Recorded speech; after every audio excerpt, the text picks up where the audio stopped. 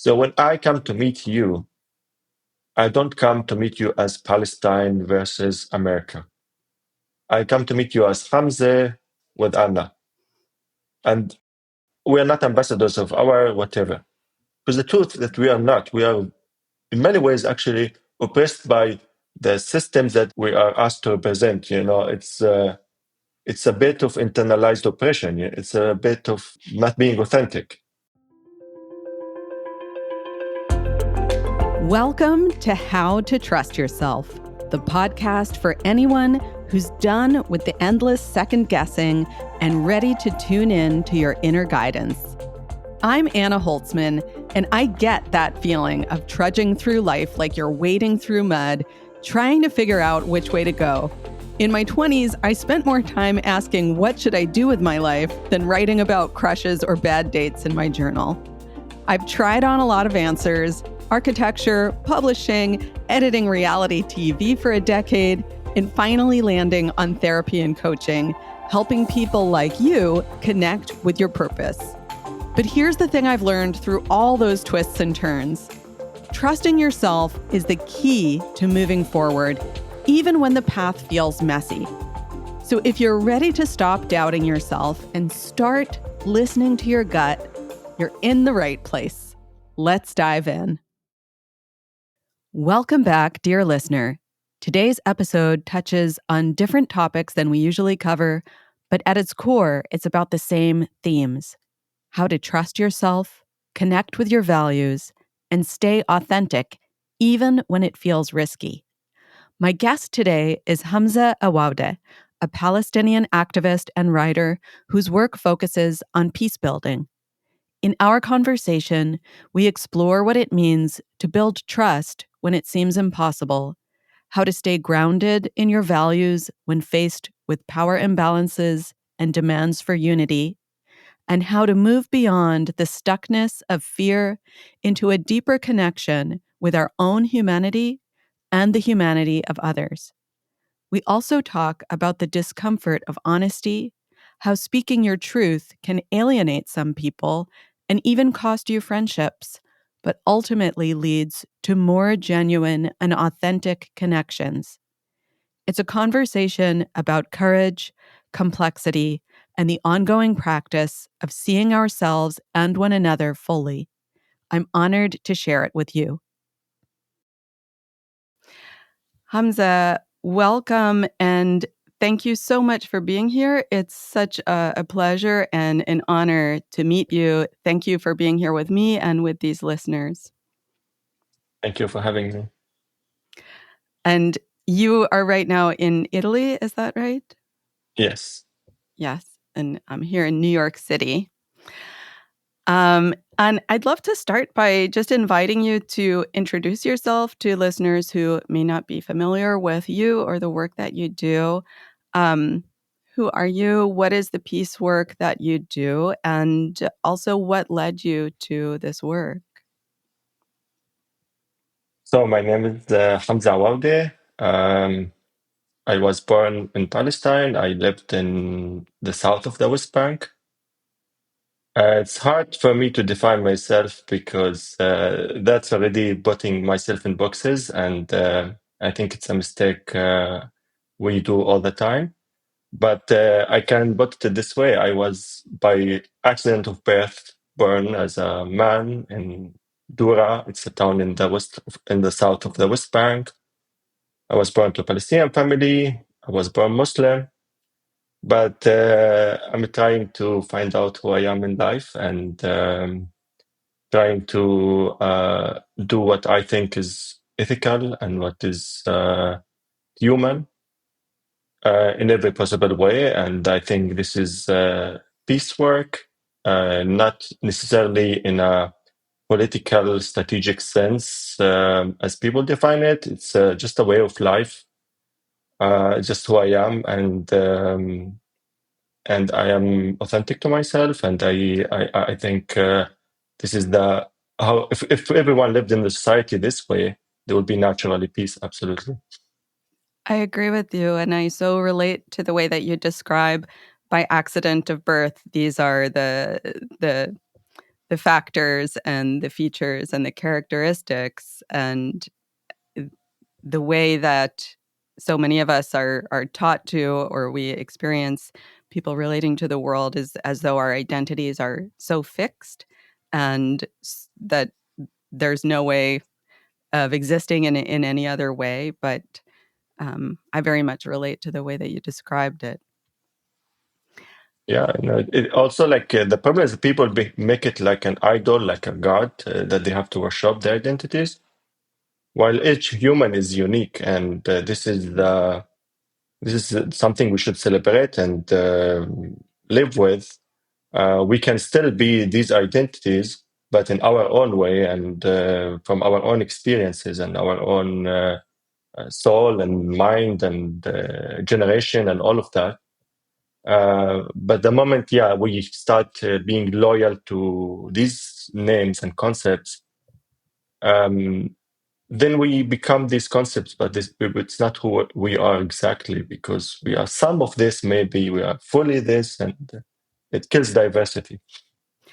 You know, hearing the way that you speak about it and describe it, what comes to me is that I think something common to most humans, if not all, is that we are searching for who we are. As you said, we're trying to understand ourselves because it just feels chaotic and difficult to Yeah. figure out how to go through life without contextualizing ourselves. Um, but perhaps it's easier to accept a predetermined script for who we are than to explore that. Yes. Yes. True. Yeah. Yeah. Um, can you share with us however much or little you'd like to share about what it was that led you to doing peace work? Um, I think I was always trying to understand where I fit myself, and from non-judgmental way, I studied everything available in my reality. Um, I realized that everything, like all the titles, even about the things that exist in my reality, are titles that given by media and by institutions and people who have interest on them. So I really approached everything as much as I could without biases, because I internalize these biases myself. And I honestly discovered that there's some truth in everything. Like it's not either white or black. Even the actors that I hate them, maybe I don't want to use the word hate, but like I'm so much hate what they do. In what they believe, there's always some truth, but maybe it's taken out of proportion. Maybe the strategy is wrong. Maybe it's being manipulated by people who have seen this need in the people and then manipulate them to put it in different direction. So I try to know exactly what people say about themselves and respect that and read it and listen. Uh, what made me go that direction was the people. The people exist there are free thinkers, or at least not everyone, absolutely, but there are more people who are free thinkers. They're kind of rebels. Um, they're trying to figure it out, and this is who I was. I I did it like once you are part of organized group there, like within the political system or within the game, then this is who you become. But since we are minority, the peacemakers, I mean, we are each one coming to it um, from their own unique perspective, and this is the truth about humanity, that we are never the same. So we're lucky because we're not in power. Maybe if we were in power, then we become structured and so on. But like right now, it's being fragmented. It's actually an opportunity for people who want to figure out who they are and and how to create progress in life without agenda, without because there's no agenda there. I mean, I personally never seek money in this field because I think once someone giving you money, you subconsciously become corrupt in thinking the way they would be happy with you and so on. Um, so this was naturally like the fit, really. I was trying to see where I can be myself. Because let's say I was in a political group called X, then I will be only thinking within that box, and I will be fighting inside that box. But for me, the whole box is wrong. The whole box, and since and not because I don't have better alternative, I should just go to that box. It's also a surrender in a way. So peace activists were like these people, and they were all very different. Some are like spiritual, some are academic, some are just oppressed within their group, and they think, why I'm gonna oppress somebody else because I'm oppressed? Maybe our liberation is intertwined. Um, so what's the best option I could ever find, and allowed me to be myself as much as possible, and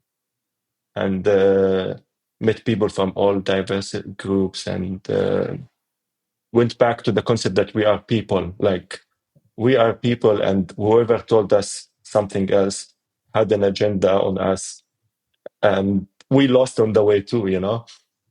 Yeah. The way that you described, like, different people who you might even disagree with, or you might disagree with very strongly, um, still there might be something valid or true about what they're saying, but they have a very different framework of thinking about it, or a very different strategy. Um, and that piecework is an area that allowed you to be yourself, for people to think in different ways from each other, from groups. Um, it really makes me think about um, one of the aspects of how I work with myself personally, and how I work with other people one on one. Looking at myself, looking at other people as a collection of many different parts, and there are even different parts within myself that, like one, they all have the goal to keep me safe, but they might have very different strategies about it. And sometimes there's conflicts between these parts, and they need to be able to have a conversation. Otherwise, there's just chaos and Yeah. stuckness. Yeah, exactly. But the issue is that conversation is misunderstood. Conversation is now coming from sense of superiority, and I'm gonna convert you. While conversation should be for the sake of truth, for the sake of heaven. I know something, I feel something. I'm not sure it's 100% correct, and I know you are in the same position. You are think what you are thinking. You're not sure 100% correct. Let's talk about it. We will still have doubts and so on, but the quality of our thoughts will become better. We will find the things that we agree already on. We will understand ourselves differently, not necessarily the way the other person told us to understand ourselves, but they can open our eyes, because we usually look at things from where we are, and then you shift a bit.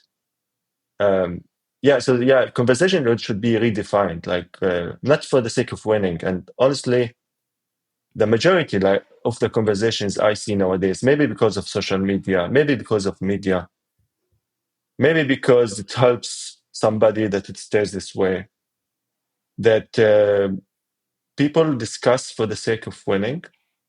They know what they use is not what they believe sometimes. Like, I know people famous on social media that I know personally, they don't think what they say, but they need to be strategic and they need to be smart. So conversation becoming like not conversation at all. And here's the problem, that I think, and I don't know how we can change it except by modeling a different way. So this brings me into a question that I want to bring into our conversation, which is that what you just described, it's quite a vulnerable way of communicating, right? Like, if we are coming in not trying to convince or to control, which is like, we're protecting ourselves, understandably. I mean, there are understandable reasons why people come in to these conversations wanting or feeling the need to protect themselves. But in order to have the open conversation that you're describing, we need to come in vulnerably open and, to an extent, unprotected. And something that I hear from, my context is I'm here in the United States, and so I'm hearing people in the United States in person-to-person conversations, and I'm seeing conversations on social media, and they're very much tend to be in camps. I'm in this camp or I'm in that camp, and what I hear mostly from anyone in any camp is, I can't trust somebody in the other camp, so why would I come into that conversation with openness and vulnerability? And I'm curious how you navigate that sort of tension in the work that you're doing.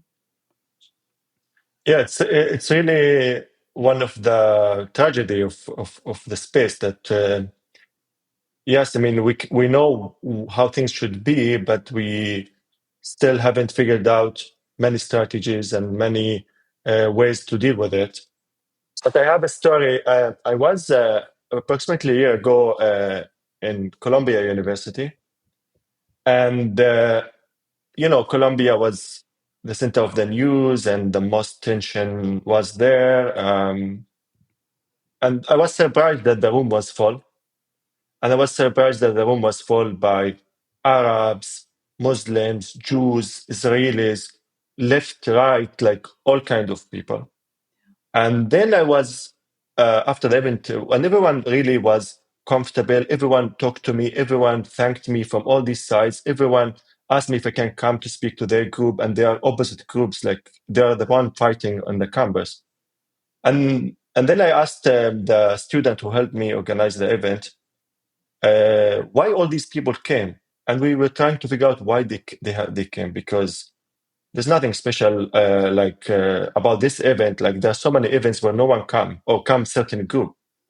And she told me maybe because when we advertised it, we advertised your name only. We didn't say come to meet Hamze, who is from this particular organization or this movement or whatever, because immediately people assume loyalty for attending this thing and assume and they're worried from the judgment of others, like if there's an event about, let's say water, you go there and you're afraid that people who are anti-water, your friends and your community, will be like rude to you afterwards or weird to you afterwards. Yeah. So you would rather not go.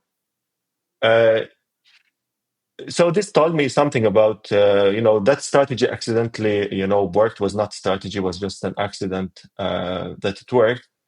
That when people came and also listened to a new paradigm, it's not right and left, maybe it's up, like maybe we have to rise up, all of us, because the truth is, all of us are suffering. All of us are not living our potential quality of life because of this, no matter which side you are. So maybe we all have to be smarter, and then the game change a bit. So yeah, we have always to look how to, but it has to come from honest point of view, because if someone is sending you with agenda, then you will fail, because you can fool people once, like you can fool people twice. Will be short-term thinking. But if you're just going there to not even indoctrinate people, we just reflect your experience, answer questions in a way that, in the moment, trying to find your own truth, that it works, that people are not worse, people are not bad people. People, there's so many things we assume about people. It's not true. It's true just because the game is like this. And if people are not starting with themselves, I mean, you have to start with yourself, to feel peace with yourself, to explore the unknown, to try new things, to try the unfamiliar.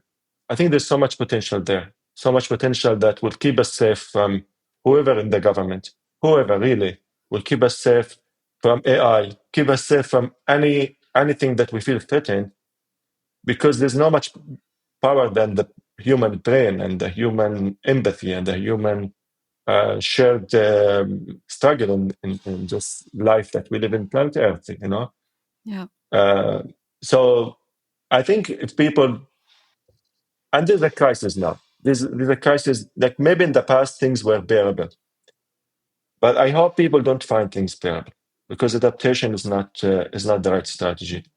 And make it as a growth opportunity, not depression opportunity or anxiety or to turn against people in your life because they are the problem. No, like okay, we are all in this. Like it doesn't matter whatever my colleague told me. It's like it just says how much she or he also suffering. Maybe why we are in this, both of us. So like, what happened? Like, what we have to unlearn, what we have to learn, what we have to discover. Maybe this is the time to do these things because nothing like many people now feel that what they wanted to protect all the time is at risk or doesn't exist anymore.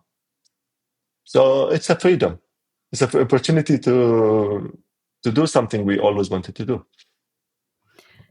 So, I have to say that for me personally, listening to you speak, I feel like this great sense of relief, like a dissipation of tension and just such a soothing feeling in a way from hearing you speak about this idea of coming together as human beings, as equals, as each of us has a voice and a different experience, and we can come together and speak as equals. And I can also hear, probably thoughts of people listening saying, like, well, that's a beautiful dream. But the truth is that there are tremendous power imbalances that exist. And if we ignore these, then having a conversation among equals is sort of like a false narrative, or it erases those power imbalances. And so what's the purpose of that?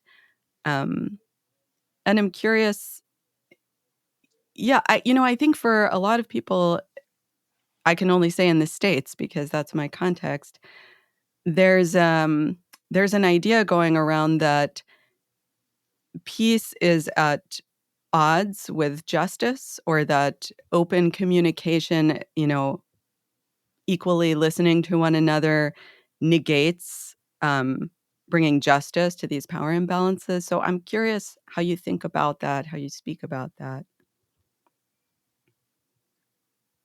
Um, so, like, again, we are thinking about it as groups. There's no power uh, structures on individual human to human level, unless you are the king, unless you are the top whatever context. Because this is, I think, it's not only about country. Like any country can be like this. So when I come to meet you, I don't come to meet you as Palestine versus America. I come to meet you as Hamze with Anna.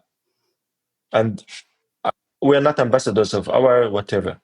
Because the truth that we are not, we are in many ways actually oppressed by the systems that we are asked to represent. It's a bit of internalized oppression. Yeah? It's a bit of not being authentic. And concepts like justice and resistance and left and right all belong to the same game. To the same game. Um, you need it in order the game to work. So you need right for the left to exist. You need justice and you need injustice and all of that. But we will be always stuck if we see it this way. If we rise up and see it as, no, this is who I am, and I am entitled to live my life with my own truth and so on. I'm not going to be smart, because smart for whom? And now I am the ambassador of Palestine here, and I'm going to score 9 out of 10 points. Then I just played the system game, no matter what system it is, like no matter who's benefiting, even if I'm doing it thinking that I am winning against who oppressed me. Exactly, no, like the one who oppressed you actually is fine, because you have invited your enemies who actually will be distracted from their own problems, and you will just be busy with each other, and you'll be actions and reactions and actions and reactions, and will never end, because humans are a living thing and humans are innovative and creative, but this all waste energy will not get us anywhere. And we have been stuck for years. I mean, problems did not start now.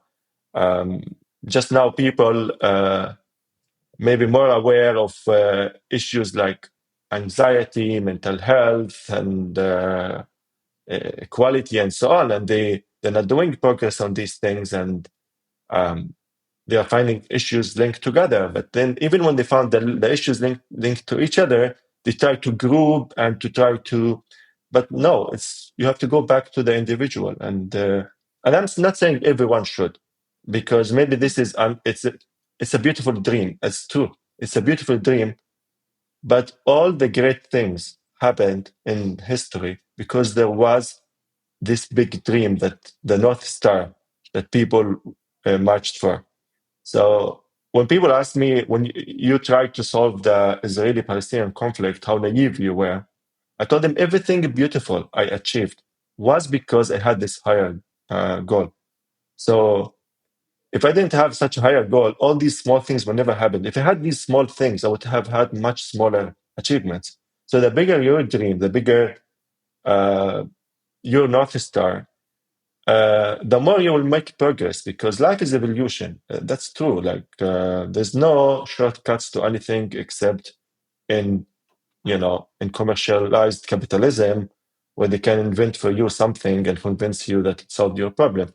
But in nature, there's nothing like tomorrow it will be nice weather again. Like things go through dynamics, but uh, as long as the people who have the privileges to do something for the greater good, uh, seeing a beautiful dream, they will do so many good things within their capacity.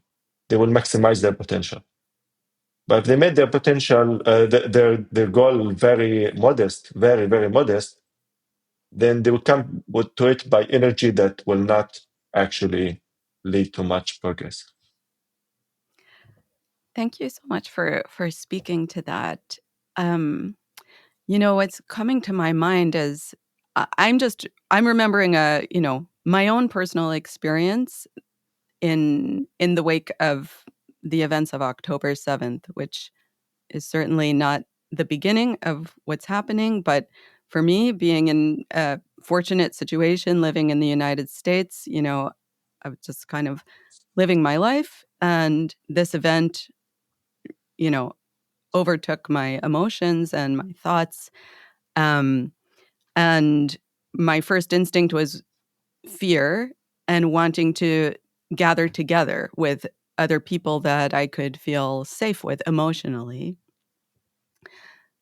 And it felt like a very lonely time in many ways, because what was happening, many different people that I knew or that I, saw surrounding me, everyone felt some form of fear and wanted to gather, but in ways that, like we're talking about, we're very like in a camp to, in order to gather together, we're kind of like pledging allegiance to this camp. And because of who I am, I'm happen to be Jewish, and I happen to have, subscribed to like progressive political orientation.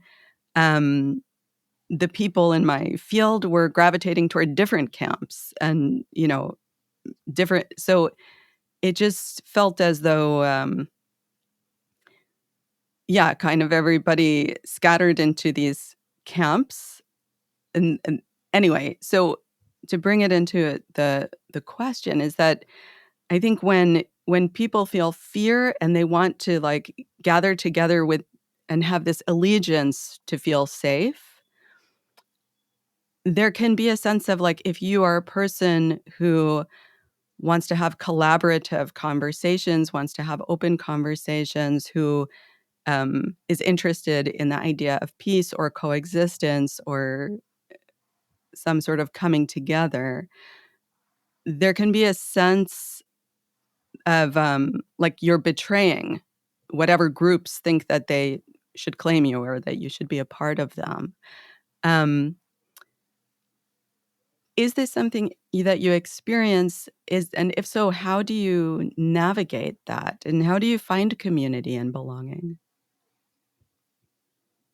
Well, I understand your experience, and I went through it as well. I think, unfortunately, before October 7th, most of us had a comfort zone, and it was comfortable, and we kind of closed our eyes on many wrong things that we shouldn't have closed our eyes on. And sometimes I think, at least inside me, I knew that this is gonna blow up, but I suppressed this feeling and I said, listen, like, live, and it's not all about you, and it's not all about like be like everyone, and like live your life. You can help through the system, you can help through where you are, and all things we tell ourselves. And then that event was like in its essence, the reality telling us, no matter how you rationalize it, I am here. I'm here. And it did shake me. Like immediately, I went and I bought cigarettes, started smoking. Which I quit for a long time, and I was a happy person before October 7th. I was extremely uh, in a good situation mentally and in every sense. I immediately like lost control on myself. I disconnected from myself. I started smoking. I stopped eating. I had anxiety in extreme level and all of that. It's because, okay, who I am now and where I will be now. And, it's like me being Palestinian, there's a strong sense like you have skin in the game, like you could be killed, your family could be killed, your friends could be killed.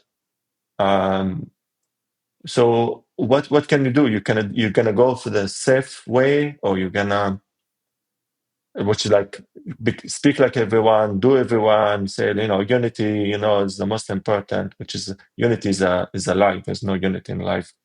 There's respect, we all of us doing our best, and we should treat others as the way we should be treated. But unity in the way that I have to lose some of who I am to be accepted, this is part of wider issue in the society where people want confirmation. They do things because it's okay if they are not satisfied with it, as long as people around them are satisfied. And this is the issue. It's not October 7th. It's not if you are Jewish or if you are Palestinian. It's because we're going to see more events there and around the world. And if we want to respond to it in a healthy way, and in a way that is not against us, even, that is good for us, then we should maybe be in peace with the idea that I don't care if others will accept me.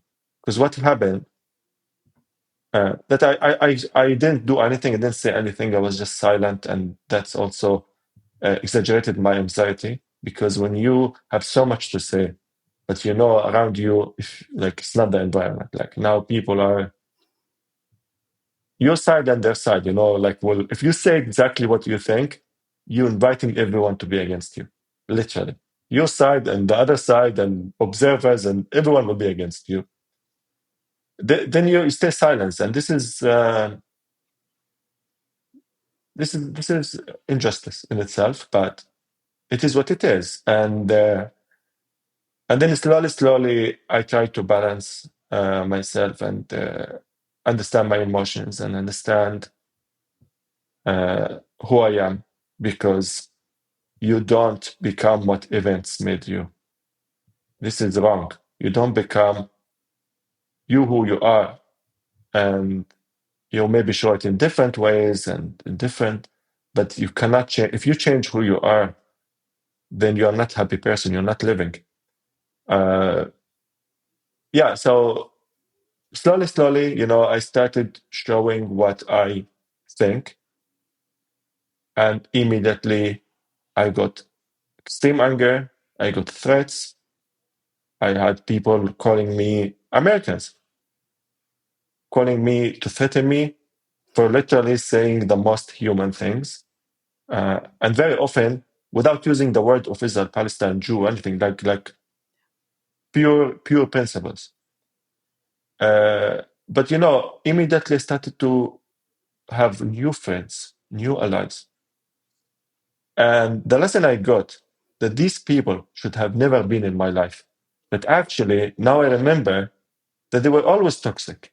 I normalized their toxicity, but now they were exposed. So now I'm lucky that I'm getting rewarded for being myself, that I'm getting better people around me, and I'm getting to know myself better for all the things that I thought it was me. It was not me. I was just adapting, adjusting to the groups and the reality. And I'm really satisfied. And so many people stayed and actually says something that they were always people I felt in peace around them, and I was myself around. And they're from all directions and all religions and all places and families and all of that. That these people stayed, and better people came. And also, things have changed, and I also discovered the new things and learned new things, and tried always to, against all the advices I was getting, that no, you need to be strategic, you need to be smart, because you need to work with this group. You can't say this. The more honest I was, the more success I had, the more the better quality of people I got around me, and I hope I will have always the strength to stay like this, because humans are vulnerable. There were moments when I was not myself, because maybe a shock, whether it's October 7 or something else, paralyze, mix up who you like. It's a shock, and you're kind of you're scattered. You're trying to put yourself together, but it doesn't always work. And sometimes things are too extreme. Sometimes things that don't work your direction. Uh, but I hope really people always find the strength and the surrounding and the wisdom to stay who they are, despite shocks, despite things, and because they will find their friends. They will find the people who come from the same spirit, and not the same, but coming from the same spirit. What you just described, to me, it's so human and it's so universal. And I can just relate to it so closely, in my own way, in my own version. And I can relate to it specifically with my experience since October 7th, but also as I was hearing you describe it, and it was just kind of, for me, helping me clarify my own experience even further.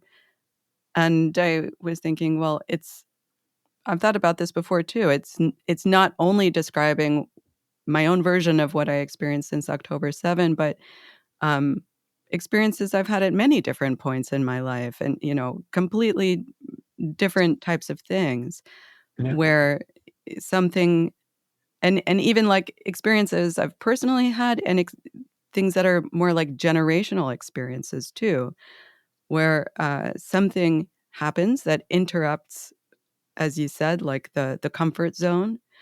And then there's a period where I go into contraction, and like I go into a cocoon. I'm silent because it's too, whether my mind is too frightened or just my body is too frightened, or I'm aware of it or I'm not aware of it, but a kind of like self-isolate or silence myself, or maybe say things that I don't even believe are true. In some way, I kind of close up. And then there comes a point of realizing, I wrote down what you said, that unity means I have to lose a part of who I am. It means I have to lose touch with like the voice inside because I'm listening to the voices around me. And then it takes time. It's that element of time. It just takes time and a certain amount of safety anyway, in order to be able to like unharden a little bit, to take a chance. And it's really to take a chance on saying, well, I can't live this way. So I'm going to take a chance on saying what's true to me, maybe a little part of it, maybe in a little space I'm saying it. And if that, if the ceiling doesn't crash down on me, then I'll say it a little bit louder or in a larger arena, or just take a chance on sharing with more people. And that's how the most genuine relationships are formed, because if we're not revealing ourselves, no one can ever know us, and then we can't know them either. Yeah, I agree with you. No, everything I'm saying is not easy and it's not simple. It was never simple for me. It was not easy for me. In many ways, I'm grateful for all the privileges I had in my life, the family that had these values, and the nice people I met, and the wise people I met, and also the extremely bad people that I met that made it clear to me that, this is wrong. But also what sometimes I think helped me, I just from my observation, traveling, moving, like, because when something happens to us, we feel that we lost agency. We have been violated. We have been violated. So many things are unjust to us happened, whether from a system, whether from a group, or from a person, whether from our own group too, in the same time, because it gets from all directions. Like sometimes the same moment, like such the past period of time, you feel that okay, this side is my side, but like they're also violating me, and this one is violating me, and that one violating me. Then we feel that we lost agency, we lost our autonomy in who we are, and we get paralyzed. So I feel any action that comes from truly from us, maybe just writing something, it start to break this dynamic. Or if you're lucky, you go travel. I don't think I would have traveled on my own if I wasn't invited to things and I was like my policy to say yes, although I really, really didn't want to go. But each time I went, uh, things get better. Like changing the location was amazing. Like just because when you are in certain physical place, it does affect who we are and our emotions and our so not everyone has a nice place around them where they can go, but any movement, uh, we should try to push ourselves to go and make it feel like we wanted to do it. So like say, okay, I know it helped me in the past. I know I'm feeling bad about it just because I'm feeling bad in general. And anyway, I'm miserable here. I can be miserable there too. Like I would go, and then yes, then I will feel better. Like I feel that the dynamic inside me, the circle has been disrupted. I don't see the same things that bother me in the same way. I see them a slightly different. That actually is not too overwhelming, or just understanding it better makes us feel safe about it. Um, so yes, I think people, as long as they don't surrender, as long as their suffering means that they didn't surrender. Like the moment you shut down, then you will see it immediately. They will turn against something that doesn't make sense. But this is because they shut down. But as long as they are struggling, doubting, and questioning, and whenever they're ready to gather the strength and do something new, move somewhere, go somewhere, call someone, or just just walk in the street, anything, because it's not obvious always, but there's always something. Then you start to break the cycle. Yeah, what you're describing, even like on a very, very small, like everyday scale, like it's making me think of what I experience. I'll just talk about something very benign and that's not so charged. Just like if I'm doing work and I'm like trying to write a newsletter and I get very stuck on my words. I mean, that's something that's not a big deal, but it's just an experience of stuckness. And if I stay with it too long, I can get convinced that I just like that's the only thing that exists, and this stuckness is the only thing that exists. And sometimes, as silly as it sounds, I really have to push myself to say, okay, just put it down and take a walk. Yeah, And then I feel the air on my skin and I see a tree and it's moving. And it's like, I can't believe how different I feel just yeah, from moving. yeah. And maybe you will meet someone like funny, something happens, Yeah. interactions, and you never know what you will get. But I think the movement itself is healthy. Like maybe you will move and come back and nothing changed, but actually, you did some spurt. Like maybe tomorrow, because of the healthy thing you did, your hormones will be better, and you will feel better. And maybe it will be really magical. Like, and it happened to me different times. I met random people and they said, "Oh, let's go do this." And I was like, I was just asking for a lighter. And I was like, okay, like everything is better than going back where I was miserable. And then like the whole night will become a life-changing experience. But just the movement, and this comes from our culture. Like I always go in a house where my father was saying, you know, movement is blessing. Like never be trapped. Yeah, you described it very correctly. Being trapped, even in a become being a king. It's end of life. Like it's you lose and you forget your meaning in life and why you exist, and maybe you will suicide. Like it's dangerous. It's not that true. It's just your brain at that time telling you this. So what you have control is just to move, if you can move. And yeah, this has been my strategy to cope with everything. Because for the life I led before, I got to know people from all sides much better. I got to humanize people much better.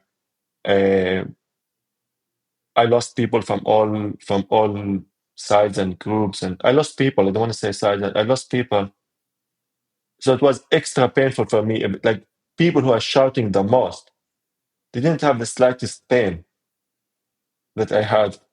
Because when you have that much pain, and truly pain, not like it's pain like these people, wonderful people, like it shouldn't have happened to them. Uh, then you don't go out crazy, trying to oppress someone or hurt someone or scare someone. Then you try to say like, okay, then you start asking like deeper questions. And I started saying maybe this is who are as humans. Maybe we are bad people, or just this kind of animals, this type of animals that will always do this to each other. And then I want to read books and read novels that actually come from times before, the last 100 years, and about, all the stories, and so like how people live differently and how values were differently. The idea is that I am good to you, not because this is the right thing, because then everyone will live with good with everyone. No, I'm good with you because I'm good. You are good back to me. You are nice to me. That's something not in my control. That's who you are. But if I come to it from the point of view that, yeah, this is a smart thing to do. It's like if everyone is not thief, then everyone is not thief, and it implies that you condition it on others doing the same. But this is not how humans were. This is truly not. All these great civilizations, all the beauty, the art, the survival that people endured under all systems of oppressions and tyrannies from east to west. They survived because of different sets of values that actually were their own values. They were values not, again, when people say successful for whom? Smart for whom? They were good for them. So when in my family we have farms, when the first harvest, you have to give it to the neighbors and to the poor people. It's not smart, it's not strategic. It is smart and strategic because money comes and goes. And I'm today privileged, tomorrow, God knows, like everything change. But because I do this and it is normalized and it is part of the culture, I know I will always have food. If this time I am the giver, sometimes I will not feel bitter about it. It's just like it is understood as this is the people share in what I have. Like it's not gift from me. It's actually this is their right. But we changed. We became, we have to be smarter. You have to make business this way. You have to have balance sheet and so on because it's the system we live in. But we're not happy. We're not safe. So at least as on my personal capacity, maybe we should try as much as possible within our control to not be like this. Because it's smart, it works. Like even on a personal, it works. Like you treat people nice without really agenda, and very often they treat you nice back. At least particularly you. Because people never lost this wisdom. They shut it down because they want to fit and be successful in this modern life. But something inside them always call back to this. And if you invite it, usually it works. I'm not saying always. Usually it works. And if it doesn't work, I would feel sorry for these people because they don't have it on them. How can they give it to me? And this maybe says so many things about the life they are leading. And one day, hopefully, they will, be happy people and more into themselves and so on. But I would never lose because I was the one who's nice. Like there's nothing to lose here. All of the you've talked about a wide range of things just now, but the way that I'm hearing them, that it's all connecting to me to, like everything from taking a walk, going outside, or traveling, going somewhere else, or, sharing with other people just to share, and then, that kindness or that kind energy tends to be returned. The way I'm hearing it is it's all about regulating ourselves, bringing ourselves back into balance. Because when we're in fear, we tend to calcify and harden in protection, and it's very static. And feelings of safety come with being in balance, movement, sharing. This energy can flow Yes. back and forth. And I find, and I don't know if maybe you relate, maybe this is something universally human, that when I'm, struck by fear and then I go into that calcification, my mind can think, well, those regulating activities or thoughts, they're not appropriate right now. Like in order to be safe, I need to become more calcified.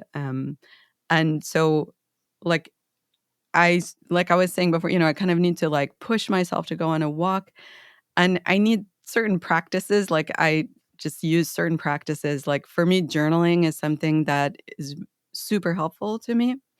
Um, and in times of fear, I really have to push myself to return to it. Um, I mean, I'm a therapist and coach, so that's obviously something I find really helpful. So I have a coach that I talk to just so I can like get outside of my own head with someone that feels safe to me. And I'm curious what are some of the practices that you find helpful for yourself? I just want to comment on this that yes, people should use whatever available in their environment. And when you read about even people who were under extreme conditions and kept their sanity, like Nelson Mandela, he spent, I don't know, 17 or 20, 22 years in one room alone and far away from humanity and civilization.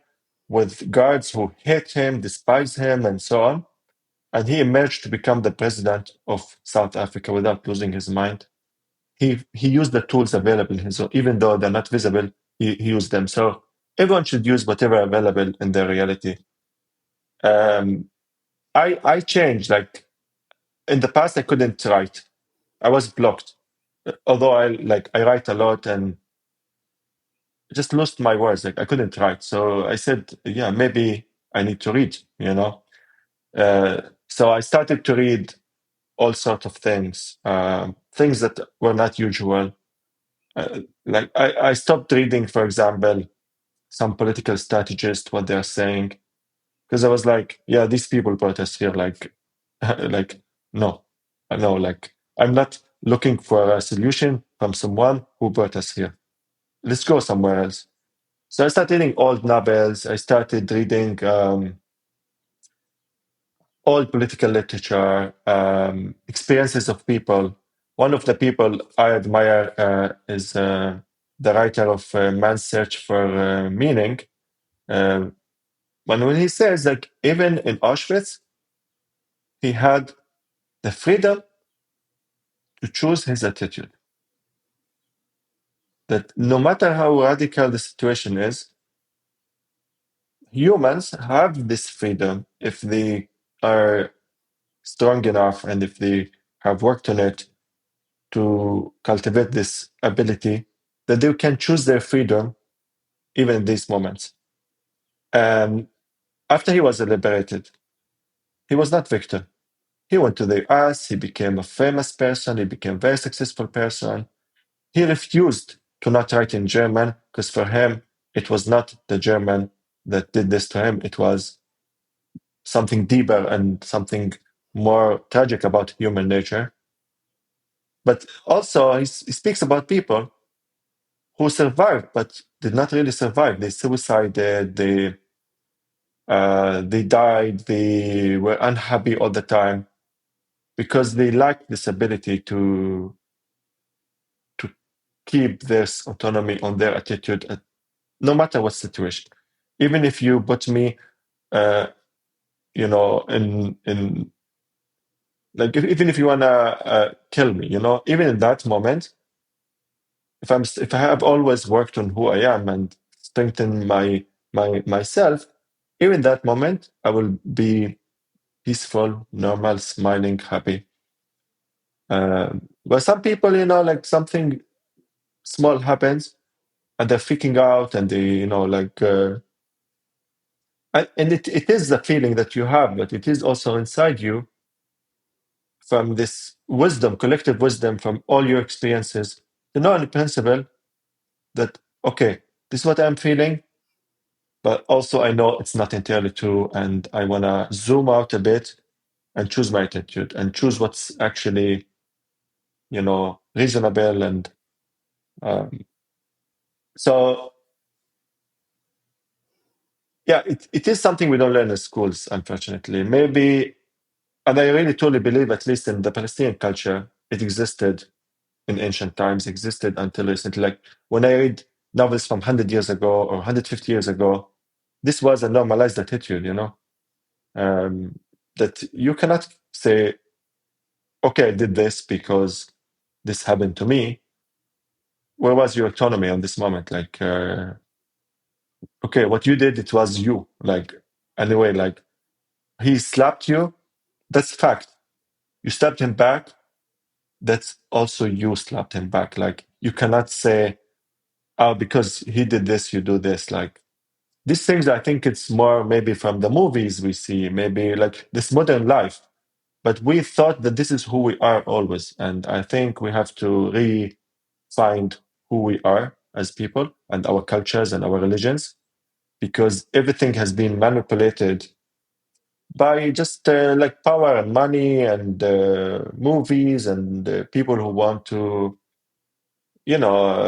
oversimplify things or put things in certain way to trigger certain emotions in us so we can buy, so we can join, so we can, which is fine. I mean, I do all of this, like I'm not a monk living in the mountain. I live with people, but just to be aware make you a smarter person in life, like make you more successful in life. Just really by if I want and watch this movie, I can still have fun and laugh and so on, but I don't normalize the wrong things I see. I notice them, okay, but also I see the nice things, okay, it was 60% good, 90% good.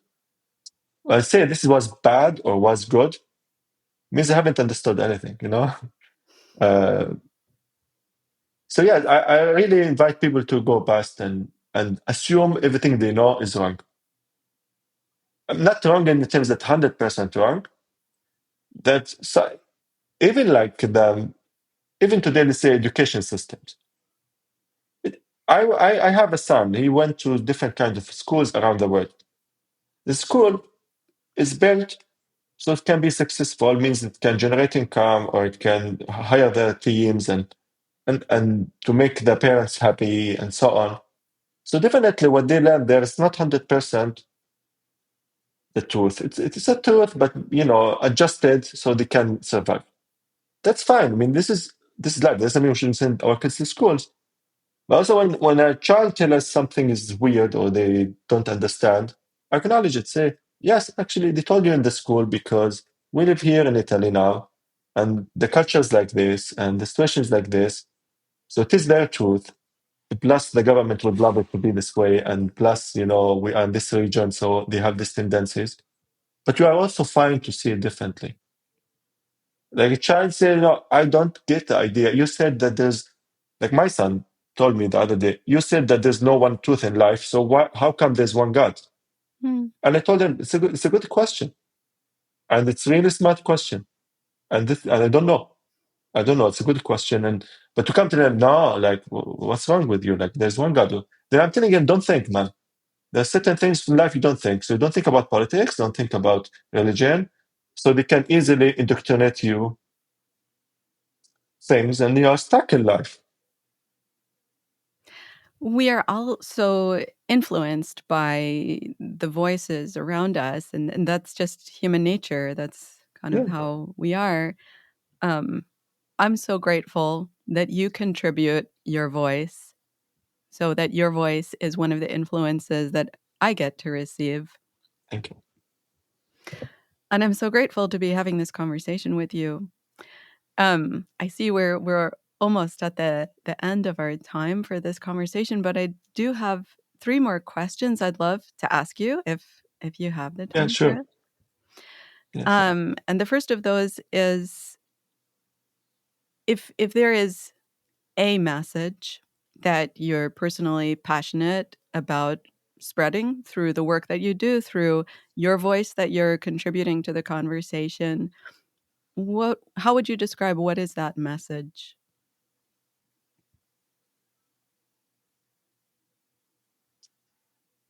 And like what I tell my son, like we don't judge people by who they say they are or however we define them. We judge them by their actions. Also, we should always think about who benefits. Who benefits? Like, of course, things always have deeper sense than the obvious. And we know it from our personal relations, from raising children, from how we were raised. The way my mother slapped me was not because she's anti young boys. This is just how a media might write it. Maybe she was frustrated that day. Maybe she was in a crisis. Maybe she didn't know better. She didn't see other example. But to go beyond the obvious, um, to see things from a human perspective, to let go of all the identities that comes with a package. Yeah, they do this because they're Jews, or yeah, this is how Americans think. Maybe this is how America think as institution, as a elite, as whatever. But this is Anna. Like I don't know Anna. Like I don't know her until she tells me who she is. And I experience life with her. Like in Palestine, also they say you never know a friend until you travel with. You know, and it is the truth. Like you don't know people, and we always try to know them. So That's the fact. So please don't make it worse by just saying, "Oh, yeah, this is yeah, you speak like I very often I say something, people say, yeah, you speak like Zionist, or you speak like Islamist, or you speak no, like let's please be modest and assume the good intentions. There are bad actors. There are people with agenda, and maybe the way we can notice them, how they, uh, exaggerating things, because one of the exaggerations of people, either they are in pain or they have agenda also. Like we should try to learn social skills and communication skills.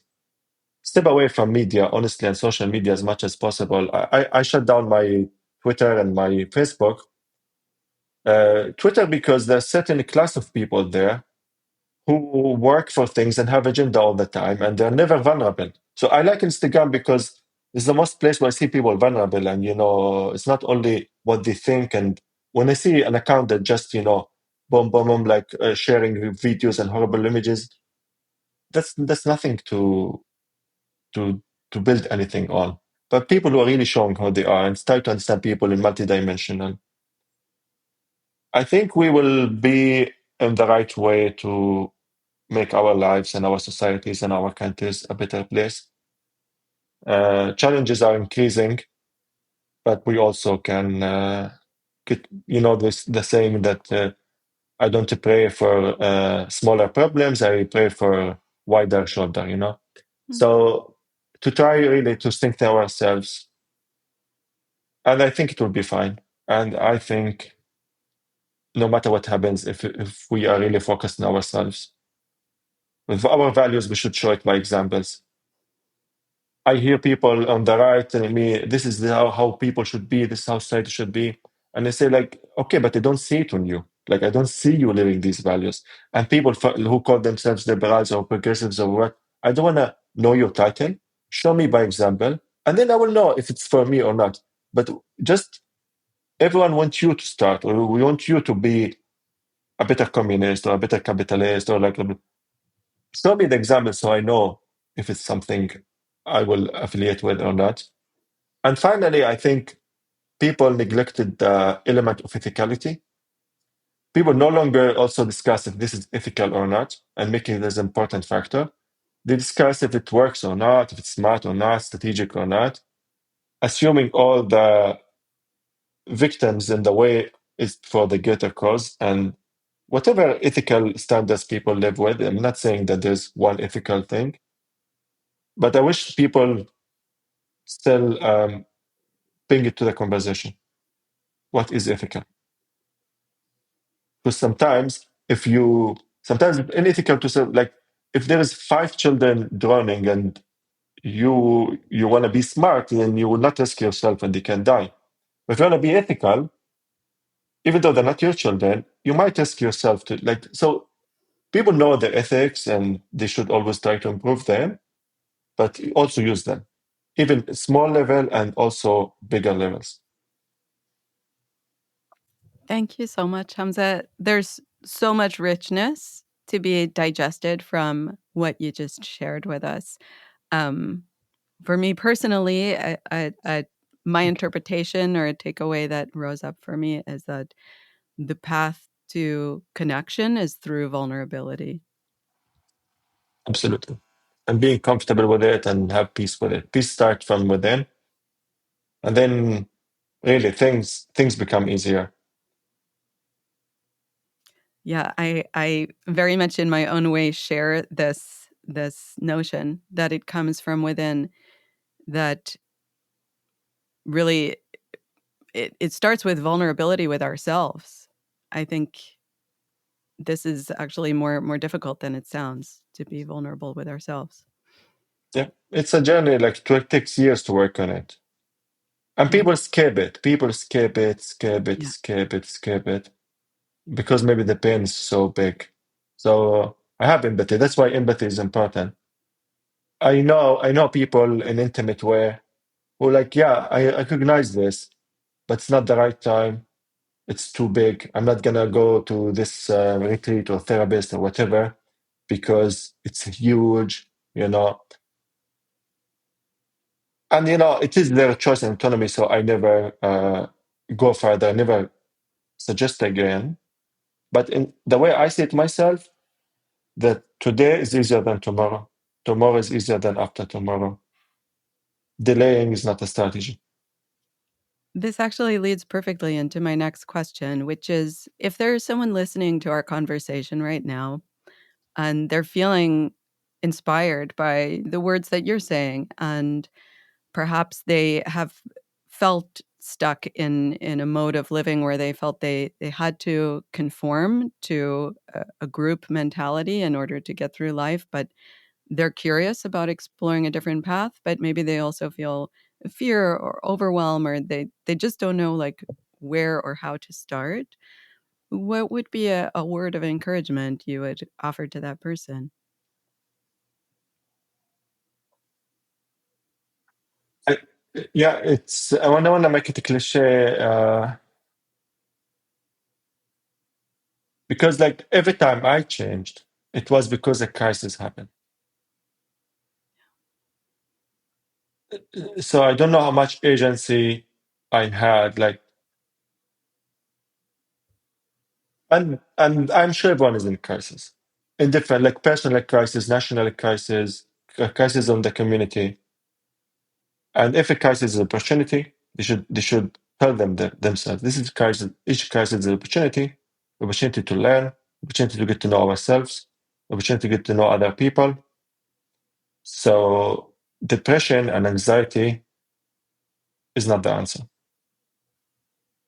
and they are doing it not for others, for themselves. Enough with normalizing these things and taking medication for them.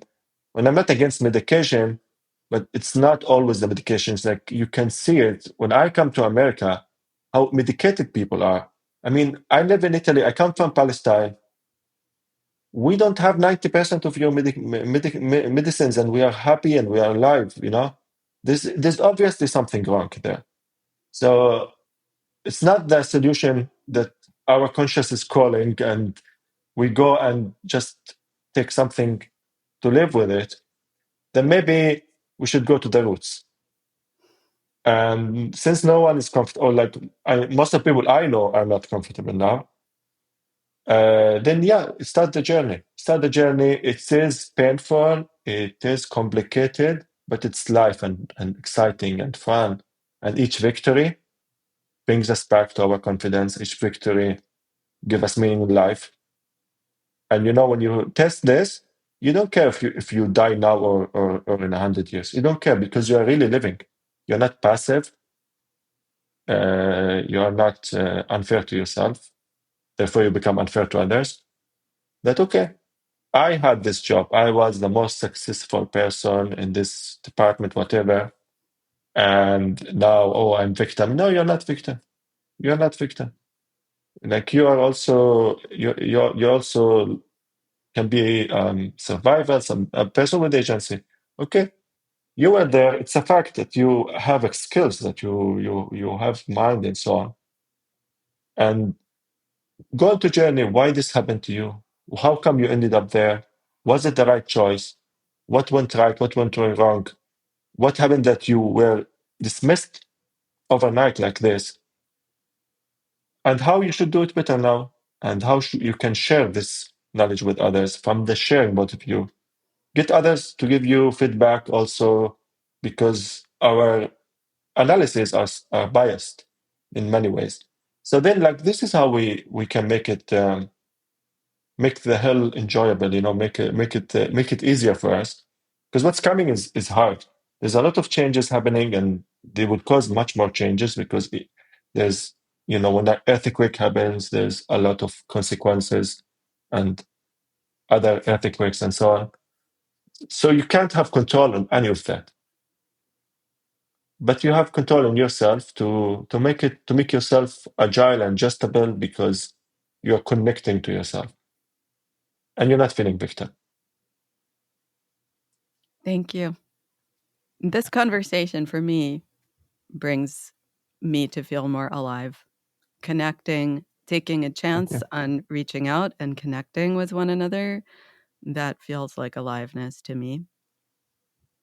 I'm glad to hear.